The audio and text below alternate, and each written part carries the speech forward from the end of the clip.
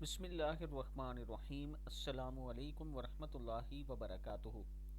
آج میں اپنے چاہنے والوں کے ساتھ رسول اکرم صلی اللہ علیہ وآلہ وسلم کا ایک بہت ہی پیارا فرمان شیئر کروں گا، جس میں آپ کو پتہ چلے گا کہ اگر ہم یہ 7 کام کریں گے تو ہم بھی ہلاک ہو سکتے ہیں۔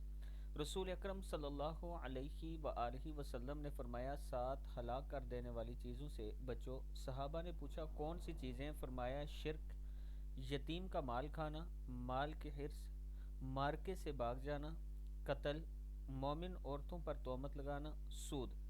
شرک، اللہ کے ساتھ کسی کو شریک ٹھہرانا، یتیم، کوئی یتیم بچہ ہو یا کوئی یتیم ہو اس کا مال کھانا یعنی اس کی جائیداد وغیرہ اس کا پیسہ کھا جانا، مال کی حرص یعنی لالچ جو ہوتا ہے، مارکے سے بھاگ جانا یعنی جہاد کے میدان سے بھاگ جانا دشمن سے لڑتے ہوئے، قتل، کسی کو قتل کر دینا، مومن عورتوں پر تہمت لگانا۔ یہ جو عمل ہے یہ ہمارے معاشرے میں بہت زیادہ پایا جاتا ہے۔ یہ تین جو ہے نا، شرک، یتیم کا مال کھانا اور مومن عورتوں پر تہمت لگانا، یعنی ہر عورت ہر مرد دوسرے پر تہمت لگا رہا ہوتا ہے، کسی کی عورت پر، کسی کی ماں بہن بیٹی پر تہمتیں لگا رہا ہوتا ہے۔